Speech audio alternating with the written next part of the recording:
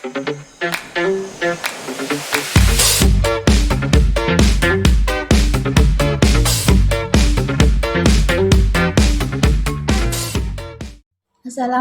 warahmatullahi wabarakatuh.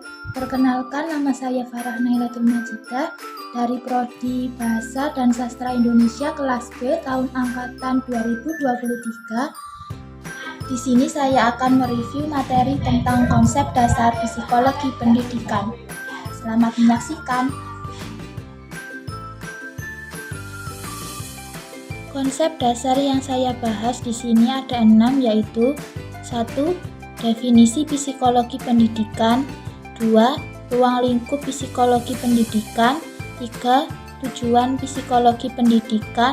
4. Manfaat mempelajari psikologi pendidikan.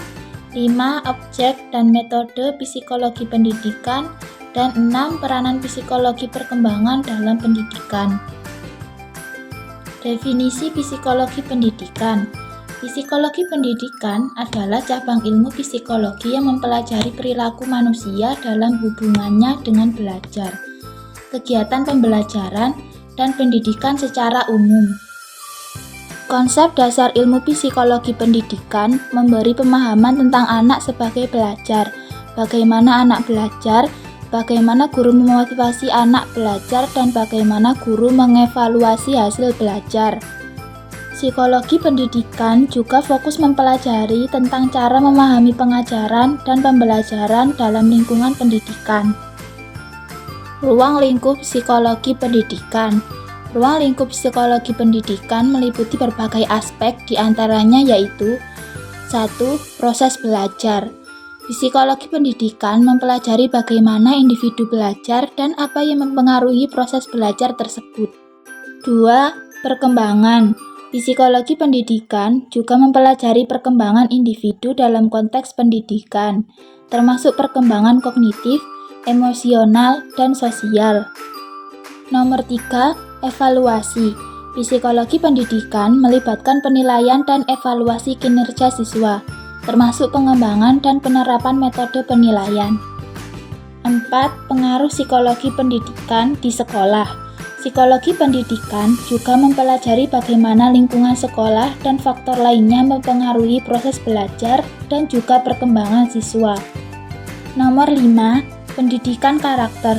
Salah satu ruang lingkup psikologi pendidikan adalah pendidikan karakter, di mana guru memanfaatkan pengetahuan dan keterampilannya untuk membantu siswa memahami dan mengembangkan nilai-nilai dan perilaku positif.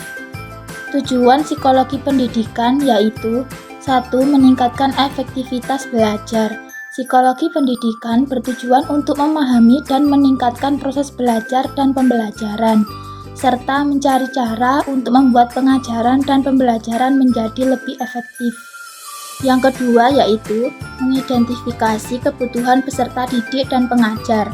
Psikologi pendidikan membantu dalam mengidentifikasi kebutuhan individu dalam proses belajar mengajar, baik itu siswa maupun guru. Nomor 3 yaitu memberikan rekomendasi. Psikologi pendidikan juga memiliki peran dalam memberikan rekomendasi dan saran terkait proses belajar mengajar dan perkembangan individu. Nomor 4, meningkatkan kualitas belajar mengajar. Tujuan lain dari psikologi pendidikan adalah untuk meningkatkan kualitas belajar mengajar, sosialisasi, dan penyelenggaraan pendidikan. Manfaat mempelajari psikologi pendidikan. Mempelajari psikologi pendidikan memiliki banyak manfaat, diantaranya yaitu 1. Konseling anak. Dengan mempelajari psikologi pendidikan, seseorang dapat memberikan konseling dan bimbingan kepada anak-anak, terutama bagi mereka yang bekerja sebagai guru atau pengajar. 2. Meningkatkan efisiensi proses pembelajaran. Psikologi pendidikan dapat membantu pendidik dan calon pendidik untuk meningkatkan efisiensi proses pembelajaran dalam berbagai kondisi. 3. Memahami perkembangan manusia. Psikologi pendidikan membahas berbagai masalah yang berkaitan dengan perkembangan manusia, sehingga membantu dalam memahami dan mendukung perkembangan siswa. 4. Mengembangkan kurikulum dan strategi pembelajaran. Psikologi pendidikan dapat menjadi dasar dalam mengembangkan kurikulum, modul pembelajaran, strategi pembelajaran, dan evaluasi pembelajaran yang sesuai dengan potensi dan kapasitas siswa. Konsep dasar psikologi yang kelima yaitu objek dan metode psikologi pendidikan. Objek dari psikologi pendidikan adalah perilaku manusia dalam hubungannya dengan belajar, kegiatan pembelajaran, dan pendidikan secara umum. Objek material dari psikologi pendidikan adalah manusia sebagai subjek yang belajar dan mengajar dalam konteks pendidikan. Dan metode yang digunakan dalam psikologi pendidikan dapat bervariasi, tergantung pada tujuan penelitian atau pengamatan yang dilakukan. Berikut beberapa metode umum yang digunakan dalam psikologi pendidikan meliputi 1. Observasi. Metode ini melibatkan pengamatan langsung terhadap perilaku dan proses belajar siswa di lingkungan pendidikan. 2. Wawancara. Psikologi pendidikan dapat melakukan wawancara dengan siswa, guru, atau orang tua untuk memperoleh pemahaman yang lebih mendalam tentang faktor-faktor yang mempengaruhi proses belajar dan perkembangan individu. Nomor 3. Tes dan skala. Psikologi pendidikan menggunakan tes dan skala untuk mengukur kemampuan, keterampilan, dan karakteristik individu dalam konteks pendidikan. Nomor 4. Studi kasus. Metode ini melibatkan analisis mendalam terhadap kasus-kasus individu atau kelompok dalam konteks pendidikan, dengan tujuan memahami faktor-faktor yang mempengaruhi perkembangan dan pembelajaran. Nomor 5. Eksperimen. Psikologi pendidikan dapat melakukan eksperimen untuk menguji hipotesis dan memahami hubungan sebab akibat dalam konteks pendidikan. Dan konsep dasar psikologi pendidikan yang terakhir yaitu peranan psikologi perkembangan dalam pendidikan.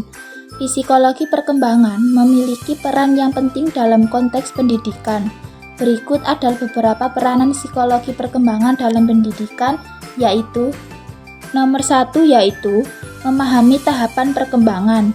Psikologi perkembangan membantu pendidik untuk memahami tahapan perkembangan yang dialami oleh individu dalam berbagai aspek, seperti perkembangan fisik, kognitif, sosial, dan emosional.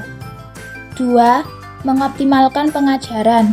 Dengan memahami perkembangan individu, pendidik dapat mengoptimalkan metode pengajaran dan strategi pembelajaran yang sesuai dengan tingkat perkembangan siswa.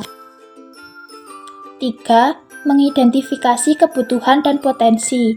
Psikologi perkembangan membantu pendidik dalam mengidentifikasi kebutuhan dan potensi individu. Dengan pemahaman ini, pendidik dapat memberikan dukungan yang tepat dan memfasilitasi perkembangan optimal siswa.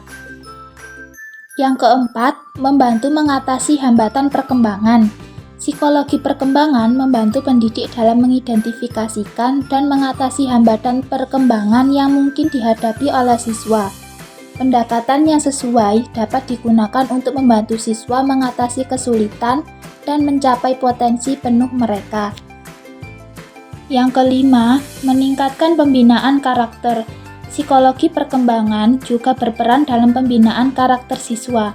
Dengan pemahaman tentang perkembangan moral dan nilai-nilai, pendidik dapat merancang program pembinaan karakter yang efektif.